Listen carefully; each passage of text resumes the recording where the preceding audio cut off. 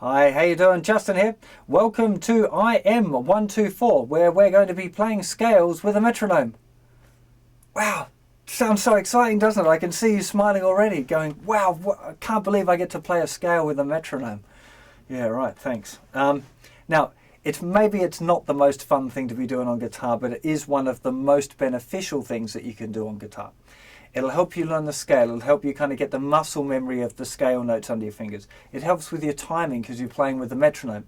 It helps develop your technique, both your picking and your fretting hand, and the synchronization between the two hands, which is probably the most important benefit from this exercise. So there's a lot of good stuff going on here, and it made a huge difference in my playing. I didn't do it when I was really little because, well, teachers used to suggest it and I just used to not practice it. But I hope that you don't do that, because it was a really dumb thing of me to have done. And, you know, I'd been playing guitar maybe 5 or 6 years before I learned, you know, my teacher said, look, you really should do this. He explained why I did it, and I started to notice a lot of improvement in my playing. So, you know, please give it a go for a few weeks and see, you know, because I'm sure you'll see some benefits in your playing. So what we're going to be doing is we're going to be using the G major scale. Position 1, you should already have this now.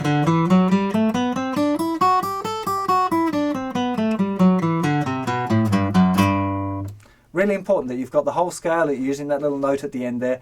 And what we're going to be doing is playing it with a metronome. Woo! Now, you can use whatever metronome you like, right? I use this one called a Korg MA30, but it really doesn't make any difference. I sometimes use the one on my iPhone as well. And what we're going to be doing to start off with, we're going to be setting it to 60 beats per minute, which is really slow. And we're going to be playing one note of the scale with each click.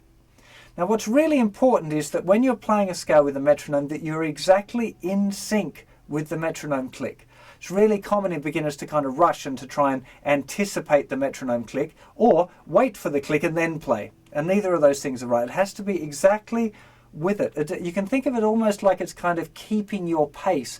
So it's running next to you, but you're not kind of looking and continually trying to run ahead or run behind. It's kind of like a pace keeper, and you're cruising along. You're in your own thing and you're keeping track of the tempo, but the metronome's just there beside you, just kind of keeping you at the right kind of pace. That's kind of the way to think of it. You will find that later on you want to start playing ahead or behind the metronome, and you'll never be able to do that if you can't play with it. So it's really important at this stage that when you're doing your practice with the metronome, that you're exactly with the metronome. Now, 60 beats per minute, it's kind of roughly this tempo. Hopefully you can hear that. Now, I'm going to put the metronome here on my leg. Now, you should also be tapping your foot along with the metronome. I'm going to be tapping my toes inside my shoe rather than my whole foot, just because it looks funny if my guitar and all of me's kind of bouncing up and down there. So I've got my toe clicking along with the metronome. I know my scale well enough now. If you don't know your scale well enough to play it at this speed, you need to do more practice on the scale, right? So it's the first thing. So if you're cool with this, then you're going to start playing it, and you're going to be using alternate picking. So first a down pick and then an up pick. So it'll be down, up, down, up. And you're really starting to, you should almost kind of not really even hear the metronome, because you're playing at exactly the same time as the metronome.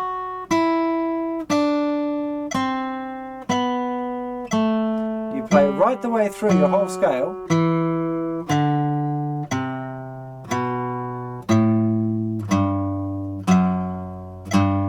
And you should find that the root note, the note that you start on, should come back to being a downstroke. That's a good way of kind of monitoring to make sure that you've got your alternate picking good. If you're struggling with the alternate picking and you find yourself sometimes doing 2 downstrokes or 2 up picks, say it out loud. Say that you go down, up, down, up. That's the best way. It kind of solves that problem pretty quick. So really, if you concentrate on that, that's the one to make sure your alternate picking's good. Now, once you've got it, you can play the scale along at 60 beats per minute with 1 note per click. It's really important, like I said, concentrating on playing exactly with the click. When you can do it 4 times consecutively, perfectly, so 4 times in a row without making any mistakes, making sure that your picking's all good, that you didn't, lose the metronome at any point, that you were exactly with the metronome all the way through 4 complete cycles of the scale, without making a mistake, then you can speed it up a little bit. So you maybe go from 60 to 65. Then you do it again, you play in the scale and you do it 4 times consecutively, perfectly, no mistakes, move it up to 70. 4 times through, consecutively, perfectly, up to 75. And you keep going and you keep moving it faster and faster. And the speed that you really want to get to with this is 160. Now, 160 is quite quick on a metronome, and it starts to get difficult to tell that you're playing exactly with the metronome or not. So it'd be like...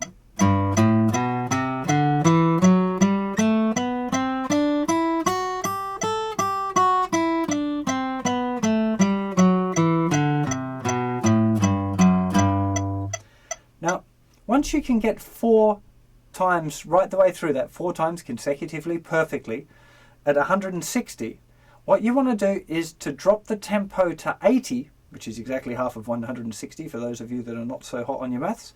And now we're going to be doing 2 notes per metronome click. So if I put this back down here and I drop the tempo down back down to 80, we're now going to, it'll be exactly the same as doing 1 note at 160, but we're going to be doing our down pick with the metronome click and an up in between. So down, up, down, up, down, up, down, up, down. See, just the downs are with the metronome, but we're adding an up in between.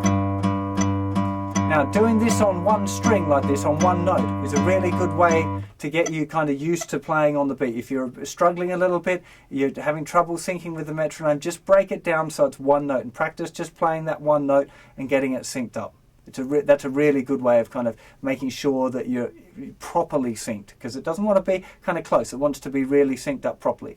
Now, ideally, what you want to be doing again is, once you can do 4 times consecutively perfectly at 80, so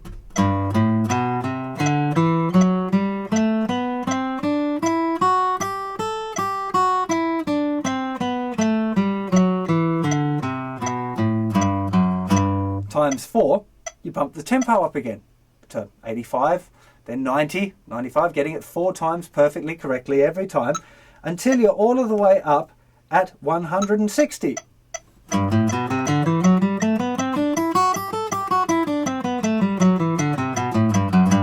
And again, you should be able to make sure that you can cycle this thing. So it's just going over and over again 4 times without making a mistake at all. And if you can talk while you're doing it like this, then you get an extra bonus point, because it's actually kind of difficult and I'm having to split my concentration a bit. There we go, that was 4 times through. So now we break it through back down to 80 again. But this time we're playing 4 notes per metronome click. So 1, 2, 3, 4, 1, 2, 3, 4. Down, up, down, up, down, up, down, up. There's the metronome. If you're struggling to get the feeling for that, start with all down picks on the metronome click, then add a down click in between. So down, down, down, down, down, down, down, down, down, down, down, down, down, and then add the ups. Where'd that come from? Then play the scale.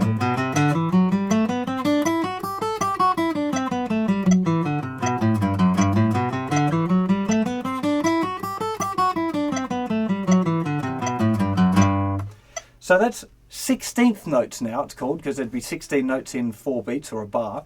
So 16th notes at 80 beats per minute. Now, that's a very reasonable speed to get up to. So don't be trying to get that one right away, but I just want you to be aware of this idea of starting 1 note per metronome click, and then when you're at 160, cut it in half and you do 2 notes per metronome click at 80, get it up to 160 again, chop it in half. Now, a really fast speed, well, for me, I think the fastest I ever got was 160 something. Was it 160 something or 157? Can't remember. These days, if I'm practicing scales, which I don't do very often, I must admit, but I can kind of get 150 fairly comfortably, and any faster than that, I have to really concentrate. But I'm not really a fast guitar player. The really fast guys, like the world record holders, are doing like 320. So 4 notes per click, with the clicks at 320 beats a minute, which is ludicrously fast, and I think quite unnecessary, and it ceases to become very musical at that speed, in my humble opinion. But anyway, this is not the debate for that. But that, just to give you an idea of perspective, you know, I think a really good speed to get to is 4 notes per click, 16th notes at 120 beats per minute. Most people don't generally need to play much faster than that. So that's a good kind of target for yourself if you want. Now, some important things to think about while you're doing this as well is to keep a monitor of your technique, to make sure that you're not doing flying fingers. You know, we've talked about that already. If your fingers are coming too far off the fingerboard, you'll never get it really fast and it will be a big hindrance to you. So be aware of that. I do really recommend trying to find a good teacher around that can at least give you a checkup every now and again and make sure that your fingers are kind of doing the right thing, because it's very difficult to do this stuff online and it's difficult to explain it even, you know. Maybe if you videoed yourself and got someone to critique it, that would work, you know.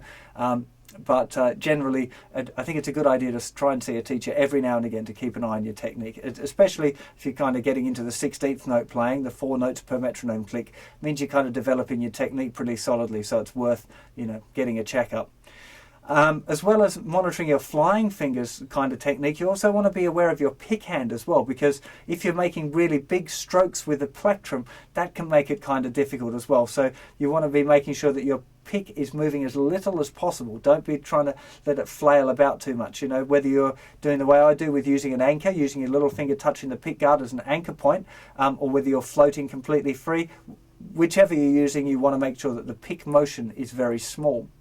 Now, the other little hint that I'll give you as well, I see a lot of kind of beginner to intermediate guitar players struggling with, is the angle of the plectrum. Now, if the angle of the pick is flat against the string each time, it kind of sits and then it jerks over the string, and you can't really tell when it's going to go over the string or not. And it really, most people who play like that tend to have a very kind of a jerky sound. There is ways of doing that to make it sound cool, but what I would recommend that you do in this kind of beginner intermediate stage is angle the pick to about 30 degrees on the string, so as soon as you press, it just glides over the string. That's a really, really good thing to be getting into. You know, like I said, later on you can try playing with a dead flat pick, and it can be quite an effective kind of fun sound, but it can be a real problem when you're trying to develop your speed. So try and get that pick at an angle. If you're struggling there, you just kind of bend the knuckle on your thumb, and you'll find that bending that knuckle there will straight away give you your angle on the pick, and hopefully let the pick glide over the strings easier, and you'll be able to play your scales a bit faster. So have a bit of fun with that. It's well, have a bit of fun with it. It's hardly the most fun thing, but it's a really, really good thing. This is eating your vegetables, you know. It's really, it does you a lot of good, and I'll guarantee you that if you practice this regularly, you will improve your technique and your scale playing will improve a lot. And although we're going to look at how to kind of change the fingers that we use for the scales later on, it's really important that you can do them up and down smoothly and easily from memory, and you get that kind of muscle memory on board as well, which scale playing helps a lot. Okay, I think I've done enough talking for now. Hope that's cleared up how to practice your scales with the old metronome. Sounding like Jamie Oliver now, the old metronome. And I'll see you for another lesson sometime very soon, me old muckers. Bye-bye.